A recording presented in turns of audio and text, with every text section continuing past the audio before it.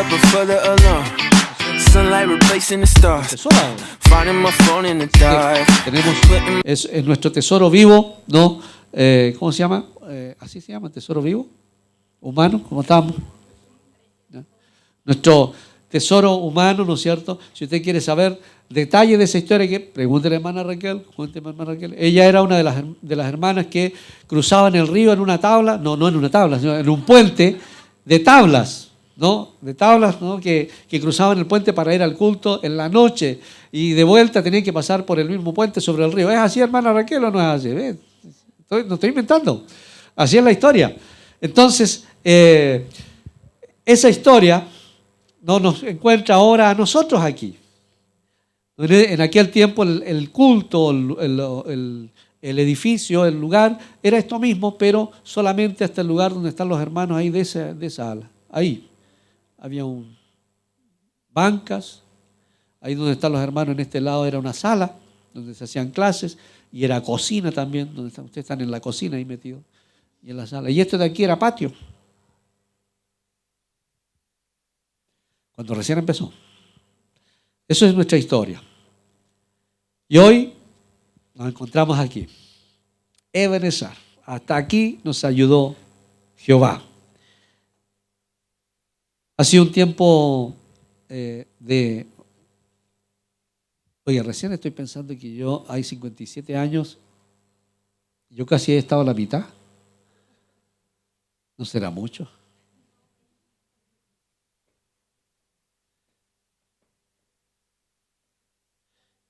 Poquito menos. Bueno, pero lo importante, hermanos, es que el Señor ha estado con nosotros. Aquí comenzó la obra, ¿no? Y aquí no se ha dejado de predicar la palabra del Señor en estos 57 años. Ha habido momentos gloriosos y otros momentos muy difíciles.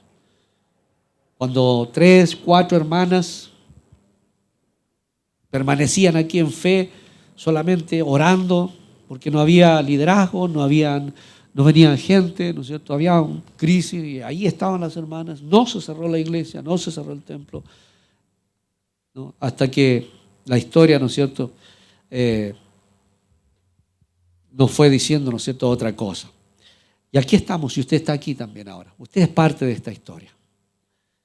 En el momento en que usted cruzó esa puerta, usted es parte de esta historia que el Señor nos permite vivir, ¿no? Hoy estamos en un periodo de, como decía, ¿no es cierto?, al final de la... Está bueno ese tono, estamos casi en el mes de Navidad, ¿no? Estamos, como decía la historia, estamos entrando en un periodo, ¿no es cierto, hermano?, de visión y de crecimiento. Damos gloria al Señor por eso. Porque el Señor nos ha llevado a este momento en que estamos en la expectativa de algo grande que el Señor va a hacer. De algo que el Señor va a mover no solamente en esta iglesia, ¿no es cierto?, en nuestra ciudad, en nuestro país, en Latinoamérica, hermanos. Dios está haciendo algo que va a mover, va a trastocar el fundamento de nuestras naciones. Entonces, estamos siendo parte de esta historia que el Señor está escribiendo. Entonces, no queremos quedarnos, hermanos, en eso. No queremos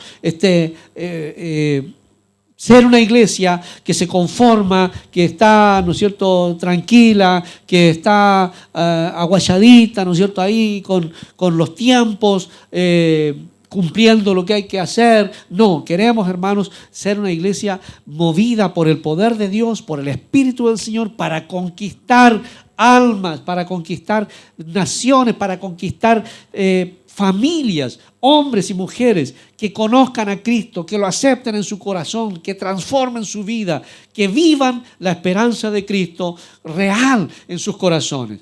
Esto no es una iglesia para venir a contemplar, ¿no es cierto? El otro día estaba escuchando en la radio y alguien decía, sí, es importante la espiritualidad. Yo cada vez que voy al centro, decía una señora, paso a la parroquia no sé cuánto y ahí le rezo a Dios y es muy rico, es muy bonito. Sí, es respetable. Está bien. Pero nosotros no queremos ser ese tipo de iglesia. No queremos ser ese tipo de iglesia donde uno venga, ¿no es cierto?, y viva el ritual religioso, ¿no es cierto?, del canto, de la prédica, irse para la casa. No, tiene que ser una iglesia que se mueve, una iglesia que acepta desafíos, una iglesia que sueña en lograr la meta que el Señor ha puesto por nosotros, en conquistar, en alcanzar, en lograr, en triunfar para la gloria del Señor. Porque usted sabe que la iglesia hoy día está muy menoscabada o menospreciada a la luz de la sociedad, ¿no? Usted dice, no, yo voy a la iglesia católica, y dice, los curas y le salen con las cosas. Dice, no, es que voy a la evangélica, es que los pastores se roban la plata. Entonces, por lado y lado nos dan. Pero es la iglesia la que va a hacer el cambio en esta sociedad, queridos. Es la iglesia la que va a hacer el cambio. Usted ve, ¿no es cierto?, la juventud que anda destrozando, ¿no es cierto?, la ciudad y todo eso, ¿no es cierto? ¿Qué se puede hacer con esa gente? Usted dice, esta gente, ¿qué podemos hacer por ellos?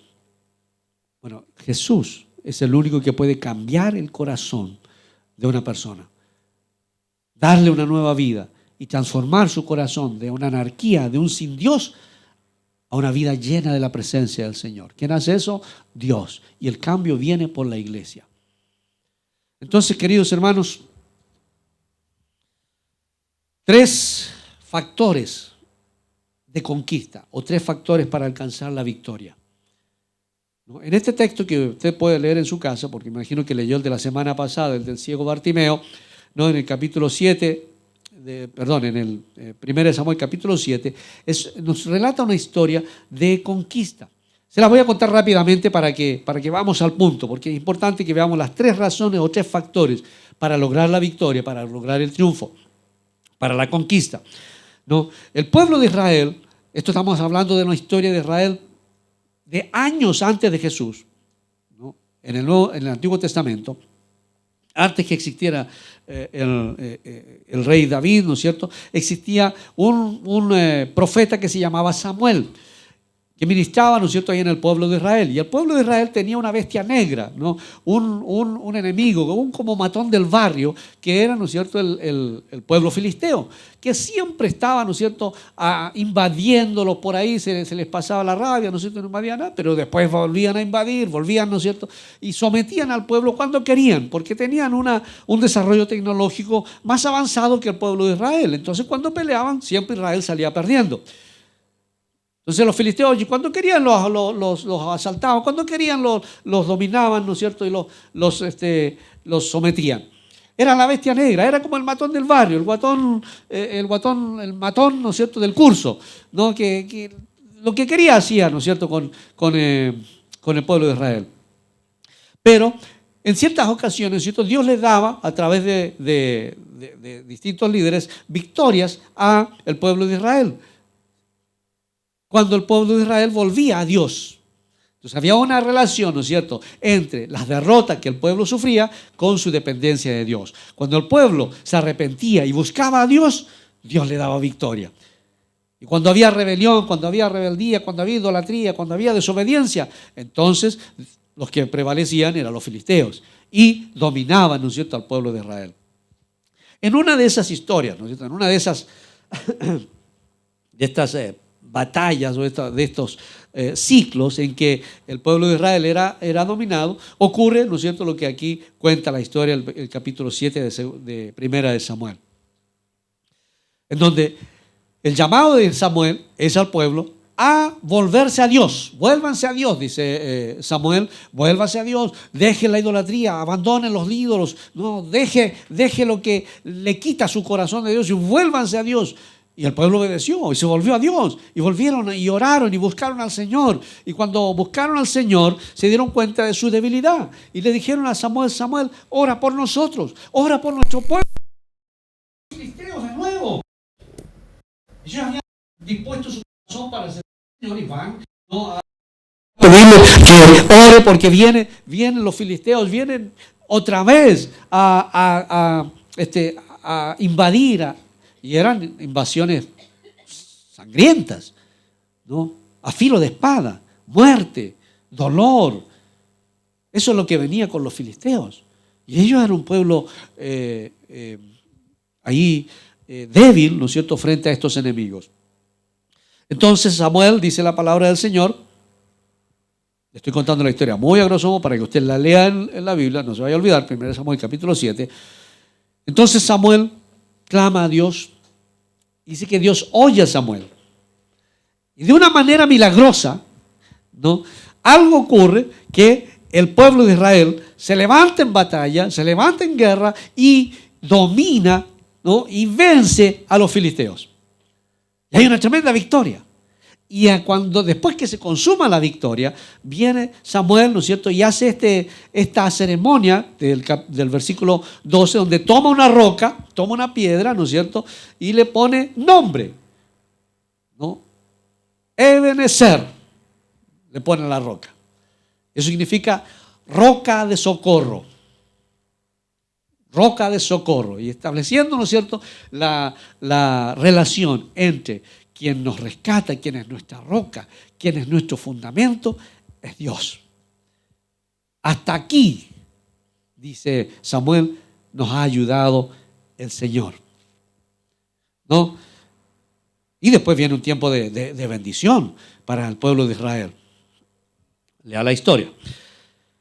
Entonces, 3 factores que nosotros vemos aquí, y podemos verlo, ¿no es cierto?, como una constante a través de la palabra del Señor. 3 factores que nos ayudan a nosotros a tener la victoria. Usted está pasando por momentos de dificultad, estamos pasando por momentos de crisis, está enfrentando nuevos desafíos, está pasando por un problema, quiere victoria en su vida, quiere un cambio, quiere una transformación, quiere vencer a sus enemigos, quiere lograr la victoria. Bueno, aquí hay 3 pasos que usted tiene que seguir. En primer lugar, la oración. En primer lugar, usted tiene que poner la oración en su vida. No existe victoria, no existe triunfo delante del Señor si usted no ora primero. La oración es el clamor del corazón delante de Dios, porque la oración es, como dice el discipulado básico, es simplemente hablar con Dios. Entonces, si yo tengo un problema, si yo tengo una dificultad, digamos que usted tiene que hacer un trámite, ¿no? Y usted se preocupa, yo tengo que hacer un trámite, tengo este problema, digamos, ¿no es cierto?, por decir algo, no tiene un problema con su terreno, con su casa. Algo pasó, ¿no es cierto?, que alguien, algún dueño antiguamente, no sé qué cosa, ¿no es cierto?, y usted se enfrentó con un problema. Y usted dice, ¿y cómo soluciona este problema? ¿Qué hace usted? Comienza a averiguar, comienza a decir, ¿qué hago con esto? Tiene que ir a hablar con el jefe, ¿no es cierto?, del Departamento de Bienes Nacionales. ¿Quién es? El señor Juan Gutiérrez. Ya, entonces voy a hablar ¿con quién? Con Juan Gutiérrez, porque él me va a solucionar el problema.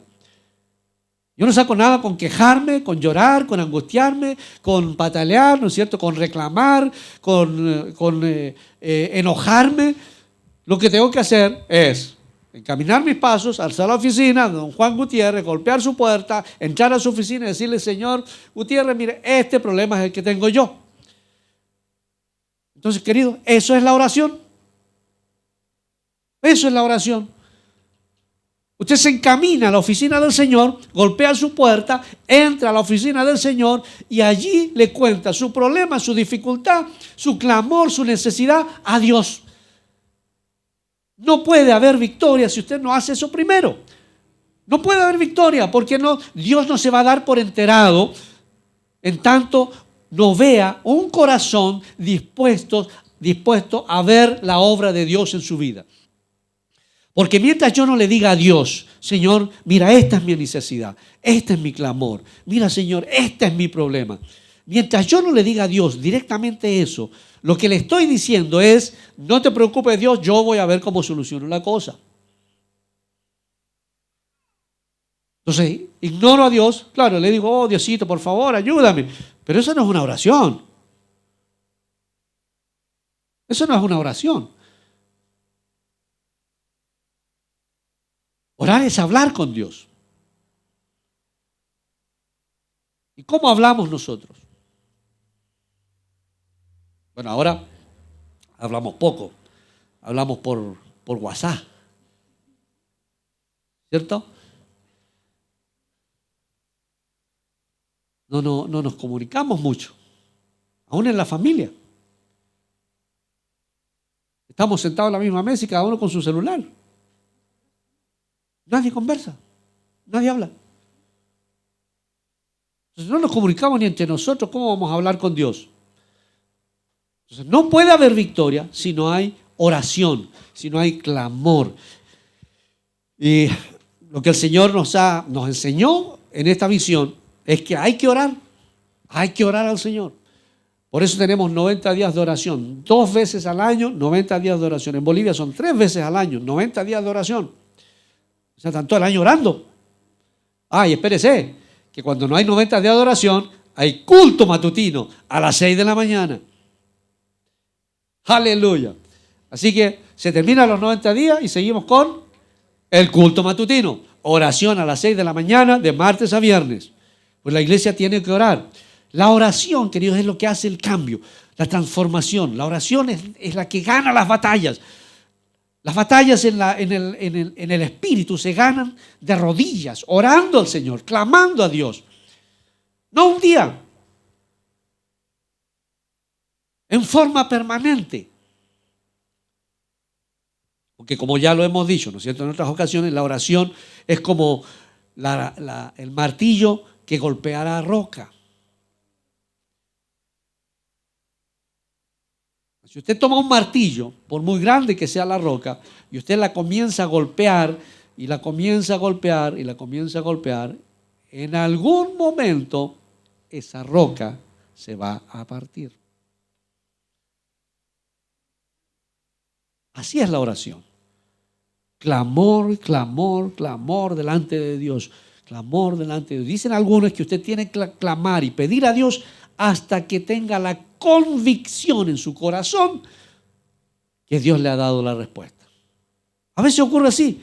Usted clama al Señor y hay un momento en que Dios le dice: ya basta, ya estoy, ya escuché, quede tranquilo.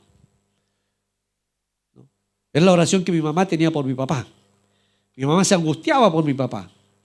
¿No? Mi papá era un hombre de mundo, o del mundo, mejor, no de mundo, del mundo. Y mi mamá se angustiaba por él y clamaba y oraba y oraba. Y un día nos dijo: ¿sabes qué? Ya no voy a orar más por tu papá. El Señor me dijo que está en sus manos. Y no oro más por él. Claro, después el Señor tocó el corazón de mi papá y todo. Y dio respuesta a la oración de mi madre. El tema es clamor, pedir en oración. El primer paso para la victoria es irrenunciablemente, ineludiblemente, la oración. Busque a Dios en la intimidad de su casa, en la intimidad de su dormitorio. Dedíquele tiempo a Dios. Busque a Dios. No diga: no, es que yo fui a la iglesia, oré y no pasó nada. Ore hasta que pase. Ore hasta que pase. Eso es lo que el Señor nos ha mostrado. Hay que hacer un esfuerzo en la oración. Hay que hacer una intención de orar. No es como el canuto ese que dijo que yo voy a ayunar todos los días, después de almuerzo y antes, o sea, después de desayuno y antes de almuerzo.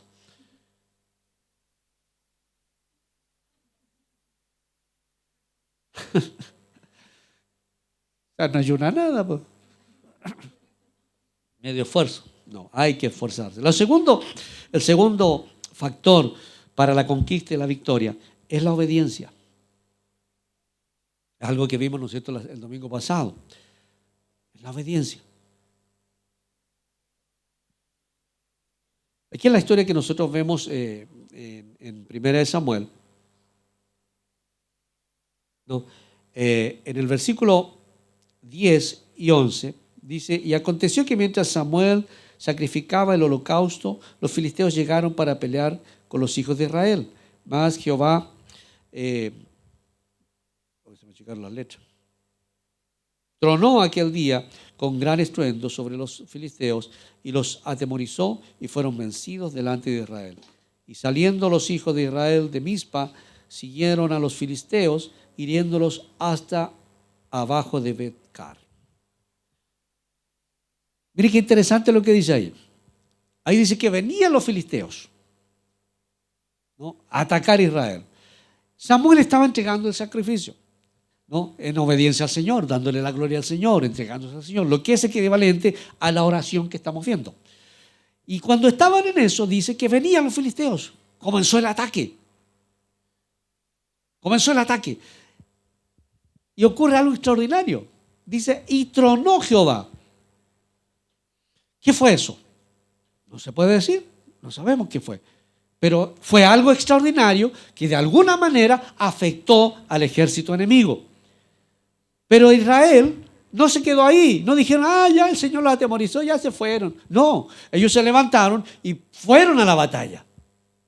Entonces, Dios actúa, pero también en la obediencia de su pueblo. Entonces, cuando ellos se dieron cuenta que Dios estaba allí, ellos tomaron entonces las armas y fueron a pelear. Y tuvieron una tremenda victoria. Entonces, la obediencia es la que trae la victoria. O sea, no podemos esperar vencer de acuerdo a los rangos, a los parámetros que el Señor nos da, a tener la victoria que Dios nos quiere dar si nosotros no obedecemos a lo que Dios nos dice hacer. ¿No? Entonces, yo quiero vencer y el Señor me dice a mí, bien, tú quieres vencer, entonces necesito que te pongas en oración 1 mes o 2 meses, ¿no es cierto?, a las 3 de la mañana. Usted va a decir, a las 3 de la mañana, no podría ser a las 10 o 12 más o menos. Total, es igual, Dios escucha igual. Bueno, Dios escucha igual, pero si Dios dijo a las 3, ¿a qué hora tiene que hacerlo uno? A las 3 de la mañana. O sea, Dios escucha igual, será igual orar a las 12. ¿Pero qué dijo Dios? A las 3. Entonces el tema es obedecer lo que Dios nos dice, no lo que a nosotros nos parece. Y eso lo veíamos, ¿no es cierto? No vamos a profundizar más en esto porque lo vimos la semana pasada, ¿no?, en el ciego de Bartimeo. Si el ciego no hubiese hecho caso, ¿no? Entonces, segundo factor es la obediencia. Oración y obediencia a la instrucción, a lo que Dios nos indica. Si Dios nos dice, mire, deje esta cosa, usted lo deja. Si Dios me dice, anda por este camino, por ese camino ando. Si Dios me dice, da esto, usted da eso. Si Dios me dice, ¿no es cierto?, quédate tranquilo, me quedo tranquilo. Obediencia a la palabra del Señor. Segundo, y tercer lugar. Primero tenemos oración. Orar en clamor delante del Señor. Segundo, tenemos la obediencia, ¿no? Y en tercero tenemos el liderazgo. Liderazgo. Aquí en el versículo 13 dice, así fueron sometidos los filisteos y no volvieron más. No volvieron más a entrar en el territorio de Israel y la mano de Jehová estuvo contra los filisteos todos los días de Samuel. Voy a comprar una Biblia con letras más grandes, me está delatando la edad esta cuestión. Ya. Entonces, todos los días de Moisés, dice, no volvieron a entrar los filisteos. ¿En los días de quién? O sea, no de Moisés, de Samuel. Samuel. ¿Por qué era importante Samuel? ¿A quién fue el pueblo a pedir? A Samuel. ¿Quién tenía palabra de Dios para el pueblo? Samuel. Es decir, era importante el líder, el liderazgo, ¿no? Era importante tener algún caudillo. Dios siempre toma a alguien para guiar al pueblo. Dios siempre lo hace. Algunas personas dicen, sí, yo sigo a Dios, no sigo al hombre. Tendríamos que empezar a reflexionar un poquito en esa expresión, ¿no? ¿Qué es lo que es seguir a Dios y qué es lo que es seguir al hombre? Pero Dios levanta hombres para hacer su obra. ¿no? Todas las historias que nosotros tenemos en la historia son personas que dijeron a Dios, sí Señor, yo estoy dispuesto. Tenemos a José, tenemos a Moisés, tenemos a Josué, tenemos a los jueces de Israel, a Gedeón, tenemos a los discípulos del Nuevo Testamento, hombres que dijeron, yo Señor voy a ir. Porque Dios necesita hombres y mujeres. Dios necesita siervos, ¿no? Personas para hacer su obra. Si Josué no estaba allí, Dios se iba a levantar a Samuel, Dios se iba a levantar a otro Samuel, a alguien más, pero Dios necesitaba de ese hombre. Entonces nosotros necesitamos de líderes. El líder, ¿no?, es importante en la obra del Señor porque representa a Dios. A algunos no les gusta eso, pero eso está en la Biblia. ¿A quién fue el pueblo? A Samuel. ¿Por qué fue a Samuel? Porque Samuel era el profeta de Dios. ¿Y qué hizo Samuel? Oró por el pueblo. ¿Y qué le dijo Samuel? Hagan esto y aquello, arrepiéntanse, dejen los ídolos, dejen la idolatría, abandonen los dioses ajenos, entréguense a Dios, entréguense al Señor, sirvan a Jehová. ¿Y qué hizo el pueblo? Fue obediente. Entonces siempre un proceso de transformación, un proceso de cambio requiere de un líder. Y ese líder es usted. Usted es ese líder. Usted es la persona que va a llevar el proceso de cambio allí donde usted está.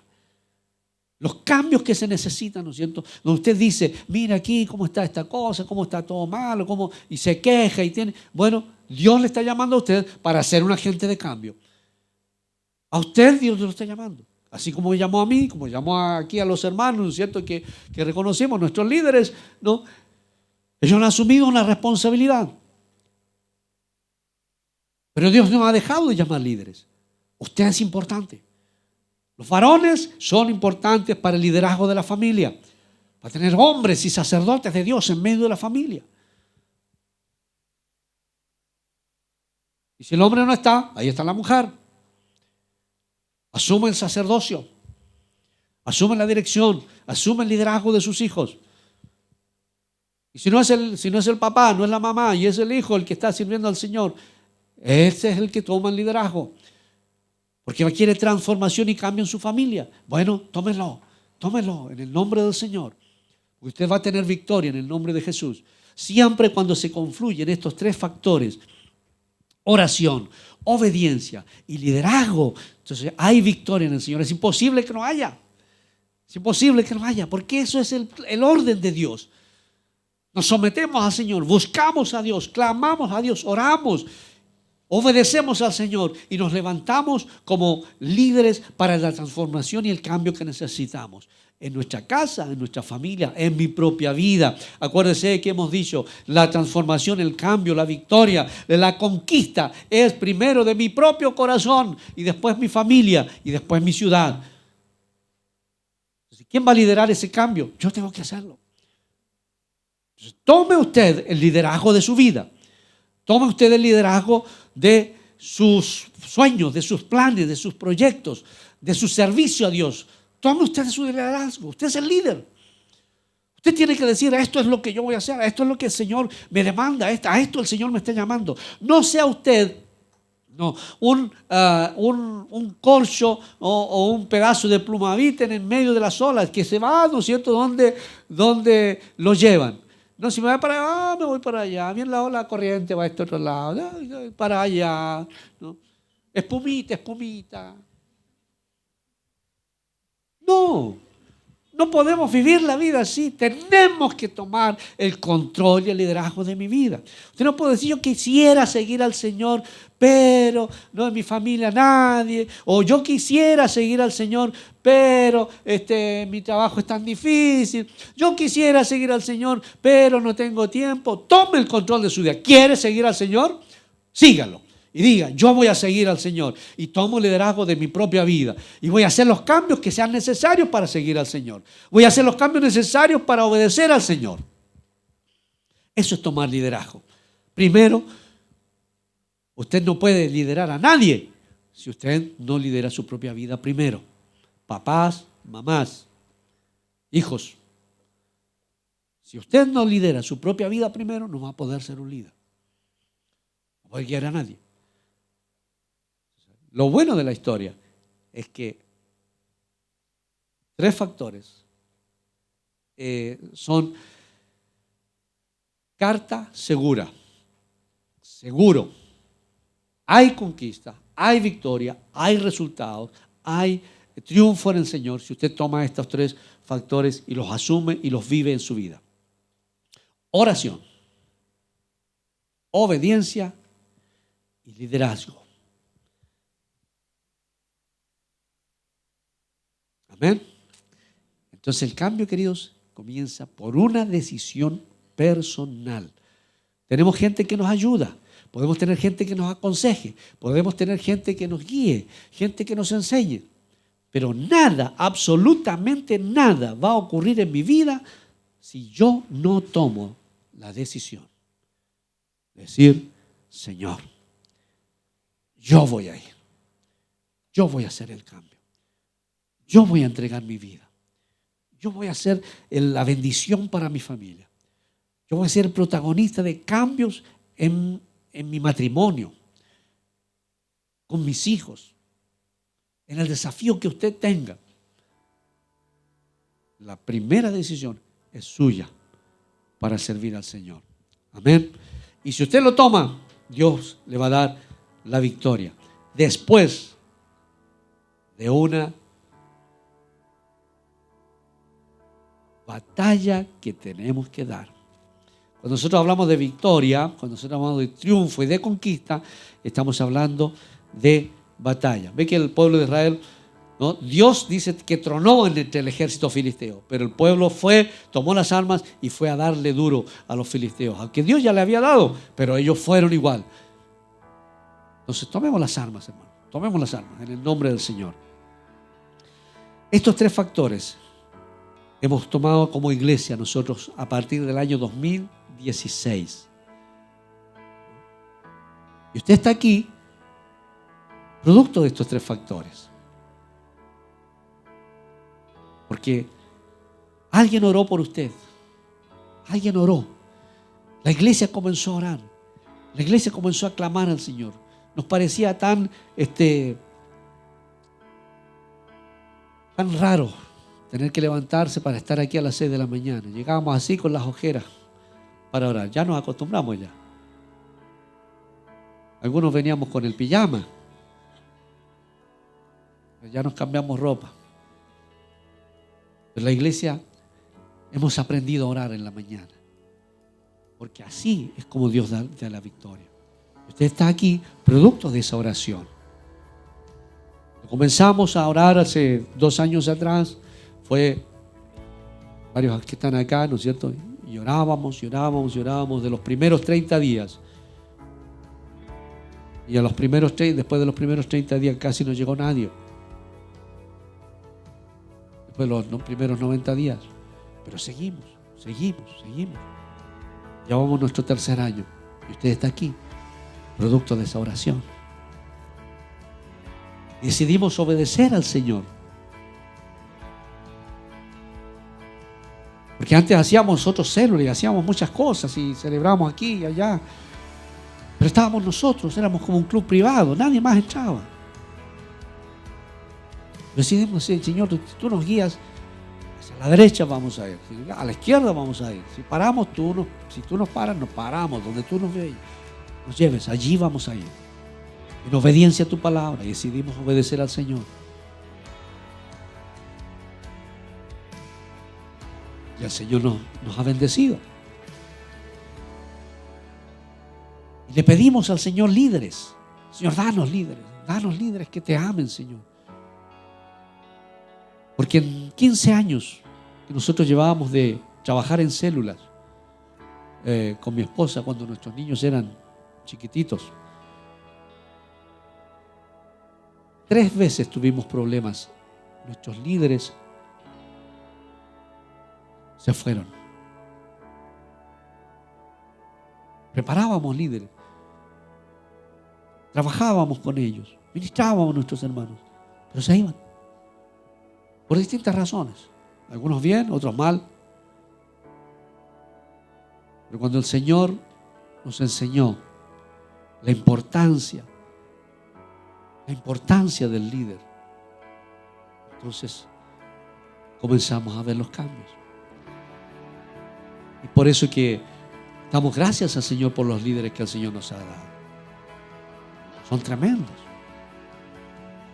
Y hay otros ahí en Salmuera, están ahí, ¿no es cierto?, ya alimentándose para salir lueguito, ¿no? Y van a salir graduados de su escuela de líderes, ¿no? Tremendos líderes. Otros que ya salieron y están ya, que cortan las winchas por empezar su célula. Y tremendos líderes van a ser. Así que oración, obediencia y liderazgo. ¿Ven? Vamos a orar al Señor. Cierra sus ojos al Señor. Señor, yo te doy gracias por darnos de tu palabra, Señor. Gracias, Señor, por darnos un año más de vida como iglesia. Gracias, Señor, por cada uno, Señor, de mis hermanos aquí presentes. Gracias por los líderes, Señor, que tú has puesto en esta congregación. Gracias, Señor Jesús, por esos 100 líderes que vendrán. Esos 100 poderosos, Señor, en espíritu. Poderosos en palabras, Señor, en unción y gracia. Que ministrarán una multitud de miles, Señor, para la gloria de tu nombre. Gracias, Señor Jesús. Te alabamos y te bendecimos. Hoy queremos, Señor, que tú puedas tocar nuestros corazones. Señor Jesús, pido especialmente una bendición por cada uno de mis hermanos aquí presentes, Señor. Tú los conoces, tú conoces su vida, tú conoces sus deseos, tú conoces sus errores, Señor, sus pecados, tú conoces, Señor, sus virtudes, sus talentos, tú conoces sus sueños, sus esperanzas. Señor, yo pongo delante de tu presencia a cada uno de ellos, Señor, y pido en el nombre de Jesús para que tú te reveles a su corazón, para que tú te reveles, Señor, a su alma. Señor, una luz de palabra de Dios toque su vida, Señor, para que tú seas, Señor, revelándote a su corazón en forma directa, como lo hiciste, Señor Jesús, con el apóstol Pablo, como lo hiciste, Señor, con tus discípulos, como lo hiciste con nosotros, Señor. Revélate al corazón de tus hijos en esta mañana, Padre Celestial, y cada uno de nosotros podamos decir, Señor, que te conocemos, que hemos oído tu voz. Gracias, Señor. Te declaramos, te bendecimos. Eres nuestro Rey, eres nuestro Señor, eres nuestro líder, eres nuestro soberano, eres nuestro guiador. Gracias, Señor. Te alabamos, Señor, en el nombre de Jesús. Amén. Y amén, Señor. So many things they fight for my attention. So I shift my gaze in your direction.